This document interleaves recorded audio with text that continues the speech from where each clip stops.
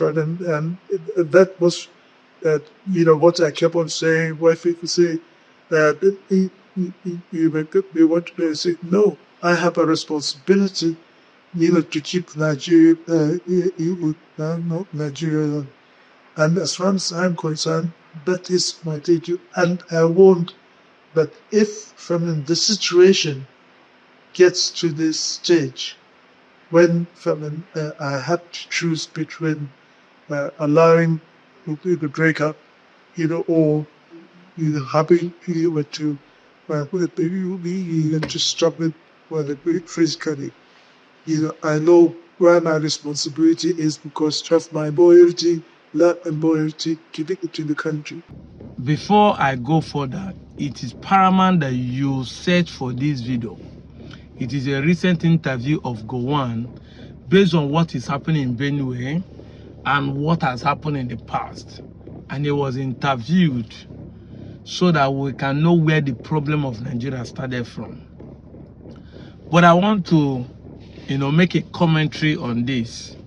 And in case if you don't understand, in that interview, that's why I said it's paramount you go back and watch it so that you won't be saying I'm preaching propaganda, I'm lying.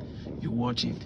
In that interview, he said that the Aburi Accord was agreed with him and 4 regional premiers, there's regional governors, because we have, as of the time of 1966 coup, we have 4 regions: in Midwest, headed by Bomudia, installed by Agu Rosi; Eastern Nigeria, headed by Ojukwu; then we have Katsina heading the north, and this Yoruba man named heading the west.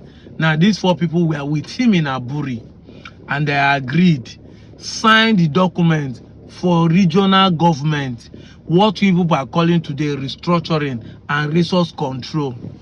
Then when they came back, he now discovered that part of the deal they signed is that the region will also control 80% of the army and the police. And he said no. Why? Because they are trying to avoid what happened in January 1966 coup. They said no. They now put up another meeting in Benin, but Ojukwu did not attend that meeting. That was why they decided to say they will not agree on resource control, on regional government. Because when I made a video, said it wasn't Ojukwu that declared war. And Ojukwu believed in one Nigeria, but regional control, resource control, or what we call restructuring. That they restructure the system, the government will be on the state, on the region, or like now we have the political zone. The government will be on the political zone, but everybody have a percentage you pay to the federal. But all of you come and be saying it is Agu Ironsi and Ojukwu declare referendum. I say no, because you must read it. Go and watch this video. Now they called a meeting in Benin. Now the question I want to ask Gowon is this: do any of you trust each other?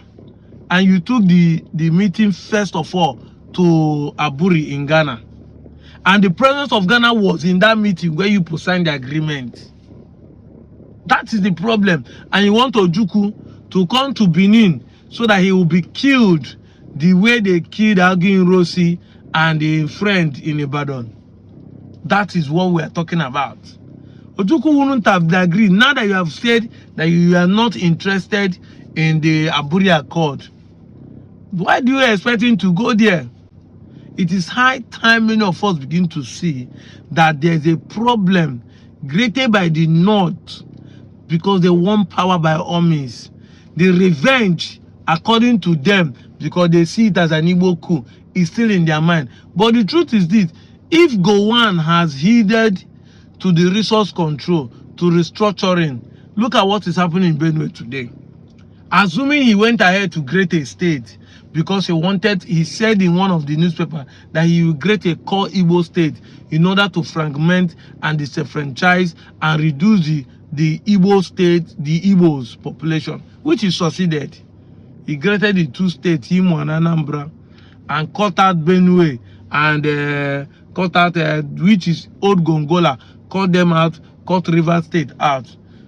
you know, so that the Igbos in those areas will not see themselves as Igbo. That's why they use the word predominantly Igbos, because they know here in the southeast they are predominantly, but other places they are not predominantly there, but they are still there. He succeeded by doing it, but assuming that he himself those days allow regional government, allow resource control, allow state policing and state control of army, at least 80%, would there be killing his people in Benue today? A man with self-hate, a man with hatred will be blinded not to see. Yes, he might actually did what he did out of ignorance, or maybe he was under duress, being forced with other people like Mulotala and the late Yaradua. Because many of you don't understand. Those men wanted to revenge what they call the Igbo coup.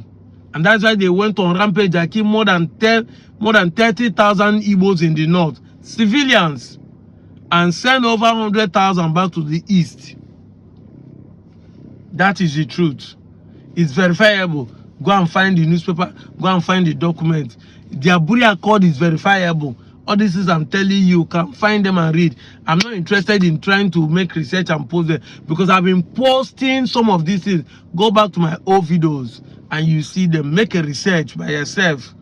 If you type it on Google, type it on YouTube, some of my videos will pop out and you see those documents. I've flashed them over and over. But I just want to make a commentary on this.